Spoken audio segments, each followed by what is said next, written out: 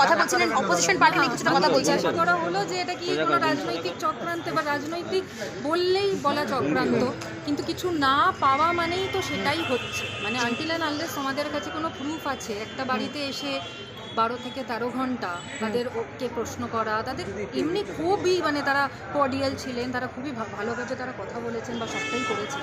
কিন্তু যেটা একটা হলো যে মানে সারাটা দিন আমার বোথ মাই প্যারেন্টস তারা যথেষ্ট বয়স্ক, তারা যথেষ্ট কিন্তু হ্যাঁ তারা নর্মাল প্রশ্ন আমাকে বা আমার মাকেও করেছে, বাবাকেও করেছে। তাদের যা ডকুমেন্টস একবার তারা দেখেছে এবং লাস্টে তাদের মনে হয়েছে যে ফোনটা তো অবভিয়াসলি আরও ডিটেলসে হয়তো দেখতে চান তারা, তাই বাবার ফোনটা শুধু নিয়ে তোমার কোনো ডকুমেন্টস, তোমাদের ফ্যামিলির কোনো ডকুমেন্টস নেওয়া হয়েছে? না একটু ঘুরে বলো, এদিকে ঘুরে। আমার বা মায়ের বা আমার দাদাও আছে, আমাদের কারোর কোনো ডকুমেন্টস, ইনফ্যাক্ট বাবারও কোনো ডকুমেন্টস নেওয়া হয়নি। ডকুমেন্টস বলতে ওই বাবা যেটা বললো যে কয়েকটা যে রিকোয়েস্ট বাবার কাছে আসে, যে এই কাগজগুলো মানে আপনারা যারা ওপরে গেছেন নিচে আছেন দেখেছেন বাবার কাছে প্রচুর কাগজ এরকম পড়েই থাকে লিটারেলি।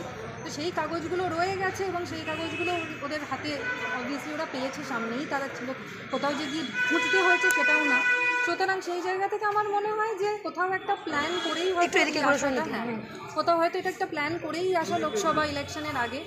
আর বাকিটা দেখা যাক কারা প্ল্যান করতে পারে বলে বলছেন। আমি মানে একেবারেই বলতে চাই না বা বলবো না, কিন্তু আমার তো ডেফিনেটলি মনে হয় যে কিছু ভালো মানুষকে টার্গেট করা হচ্ছে, যাদের আগেনস্ট অন্য আর কিছু পাওয়া যাবে না বা হয়তো পাবেও না। আপনাদের প্রশ্ন করা হয়েছে তো, আপনাদের প্রশ্ন আপনাদের কোনো আর্থিক লেনদেন হয়েছিল পরিবারের কারোর সঙ্গে? একেবারেই না, মানে পরিবার তো ছেড়ে দিন, বাবাও ছেড়ে দিন, মানে আমি এত বছর রয়েছি, বাবাকেও এতদিন ধরে দেখছি, আমার এন্টায়ারলি একটা ডিফারেন্ট প্রফেশনে আমি রয়েছি, আর্থিকভাবে কোনো অন্যান্য কোনোভাবে কাইন্ড ক্যাশ কিচ্ছুভাবে তাপসবাবুর কাছে চাকরি চাওয়ার জন্য কোনো অর্থ দেওয়া নেওয়া বিনিময়ে কিছু কি হয়েছিল বাড়িতে, এই বাড়িতে? এরকম যদি বরং হতো আমার মনে হয় ইডির কাছে আরও হয়তো অনেক কিছু থাকতো, যে আমাদের কাছে এরকম প্রুফ আছে তাই এসেছি আপনারা বলুন, কিন্তু তারা একদমই বলে গেলে যে এই ডকুমেন্টসগুলো কেন রেখেছে। বরং ইনফ্যাক্ট যিনি এসেছিলেন অ্যাসিস্ট্যান্ট ডিরেক্টর, তিনি বাবাকে বললেন আপনি কি দিওয়ালি কি সাফাই নেই কিয়া, ইয়ে ফেকা কিউ নেই, কারণ যথেষ্ট পুরনো ডকুমেন্টস পাওয়া গেছে, যেগুলো ডকুমেন্টসও নয়,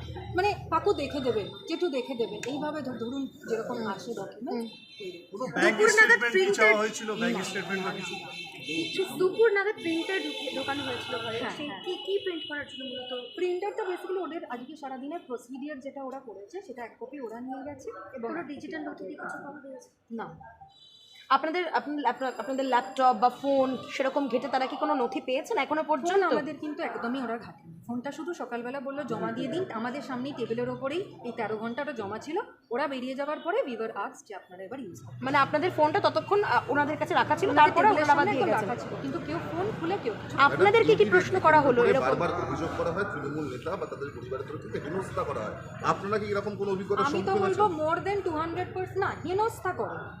ওরা যেভাবে ঢুকেছে, ঢুকেই ওরা বলেছে আমরা এরকম এসেছি, লেটার দেখিয়েছে, আমরা পড়েছি, বাবা সাইন করেছে, তারপরেই কিন্তু ওরা বলেছে একটা একটা করে আপনারা এবার ঘর দেখান, ডকুমেন্টস দেখান। আমরা সেইভাবেই কোঅপারেট করেছি, যেভাবে ওনারাও কোঅপারেট করেছেন। অ্যান্ড ইভেনচুয়ালি ওনাদের যখন মনে হয়েছে আমরা স্যাটিসফাইড যা যা আপনারা দেখিয়েছেন, ওনারা বললেন যে 6:15টার মধ্যে আমরা বেরিয়ে যাচ্ছি। ঠিক আছে, থ্যাংক ইউ। আপনার নাম? সোহিনী রায়।